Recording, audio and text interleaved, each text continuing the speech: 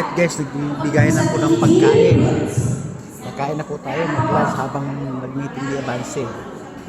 Yun, nagbibigay ng pagkain. Ano pa po ang kasama sa mass media? Bibigay ng pagkain. Magla-lunch break na kami bago patuloy ang meeting ni Abanse kasi mula alas 8 hanggang alas 5 ng hapon. Gutom to the blues pag hindi ka kakain sa bahay kasi nagkakape lang, tinapay lang ako. Tapos pagdating ka na mga alas 9 dito nagme-merienda. Ngayon magla-lunch break na kami. Alright, nakita na mag-distribute ng pagkain.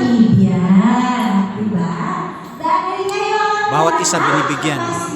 Siyempre, freelance po yan. Ayun, Social media. ayun pa yun. Kaya nang gawin ang ating mga cellphone, no? Mga ating mga smartphone, no? Lahat Kasi nakikita na natin dun sa ating mga gutom na yung mga nakikinig. diba? At Gutom na bawat isa. At lalo na ako. latest news. Gutom na. Latest na Ay, palabas. oo. Sa ating lang, sa Nangingili ako sa gutom, hindi nga ako nag-almusal. sa Ayan.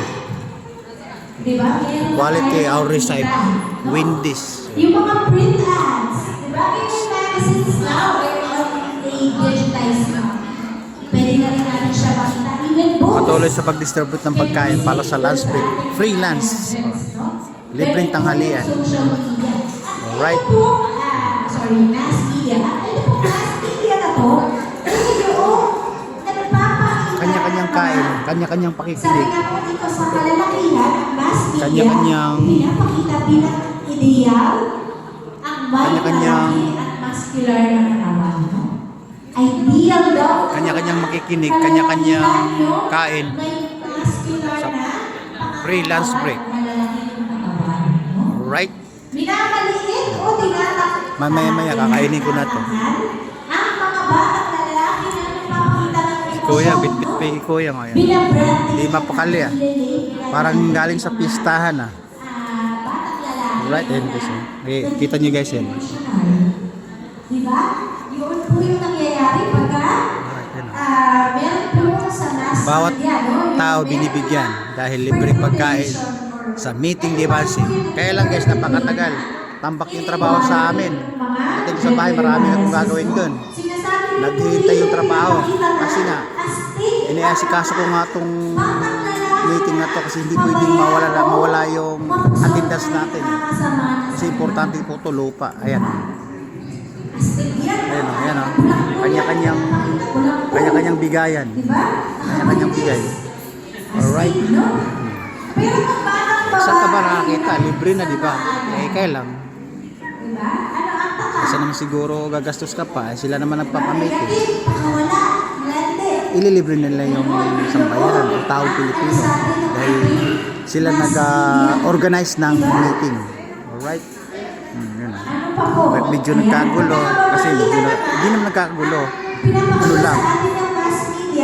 Kanya-kanya nag-distribute bawat tao dahil sa pagkain. Alright? Oh.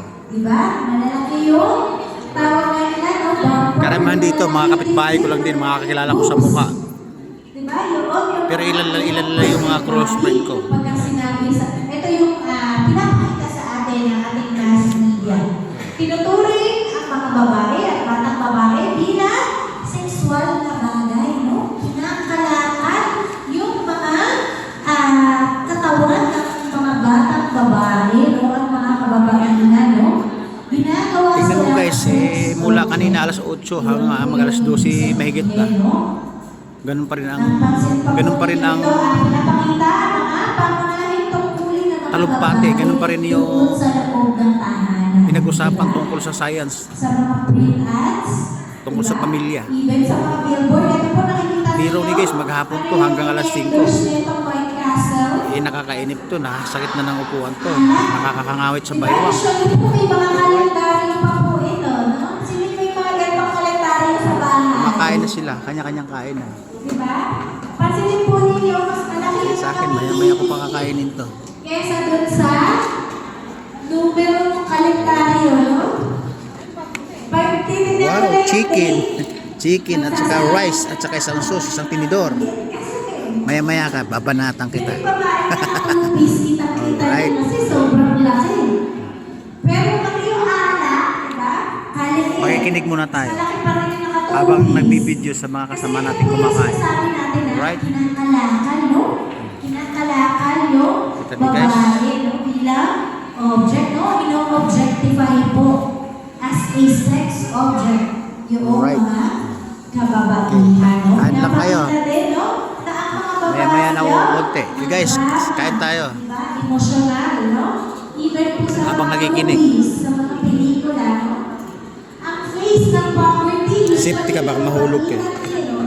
Diba? Ang mukha ng kahirapan, kababaihan. Ayan, sa print ads natin. Tingin po natin ito. Kung meron nakakaalam na itong video May na nakikinig ito. kaya, kumakain sila. Alam niyo po Sa bagay, yung mga nakikinig habang kumakain. Pero, billboard na to, may nakakita na po ba kain, nitong kain, billboard kain, na kain to? tayo guys. Bumbo na tayo. Kasi naging controversial po itong billboard.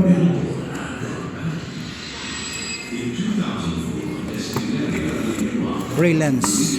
Freelance.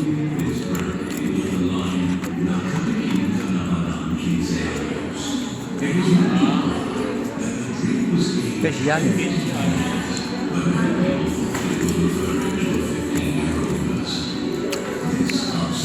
Ano, hinito muna. Mas kakain eh.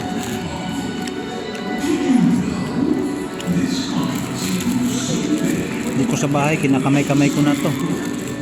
Ako dito, pwedeng kamayin. Baka naman nakakita.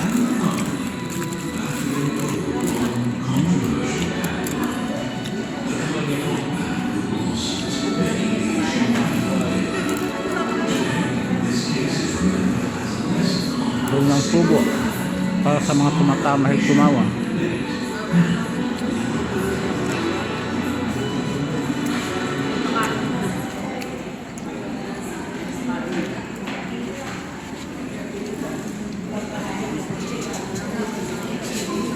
Yan.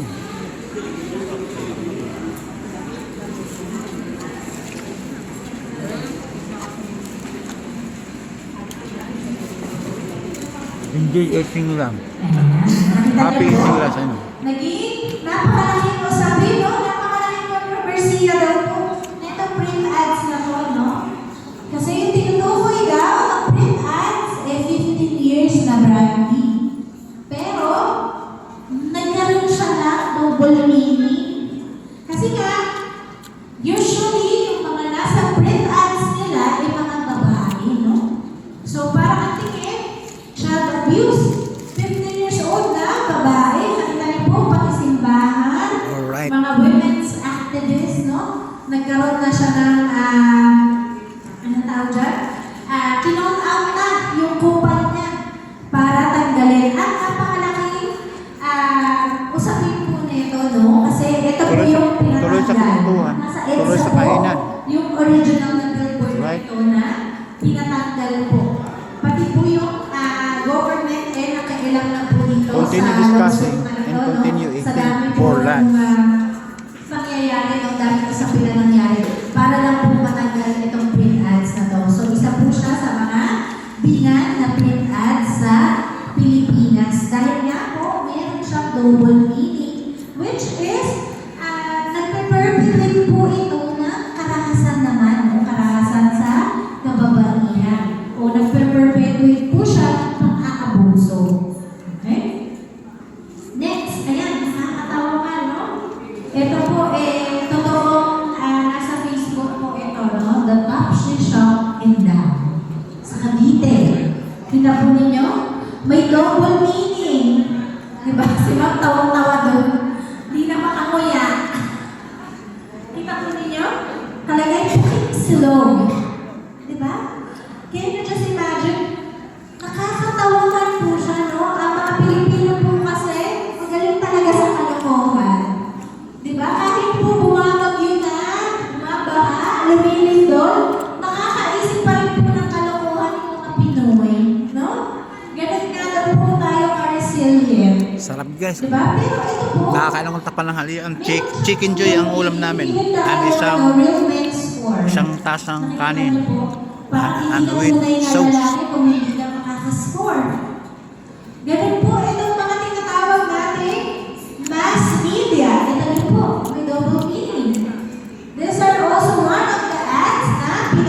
guys, tapos na medyo mahaba na yung tinatahak natin.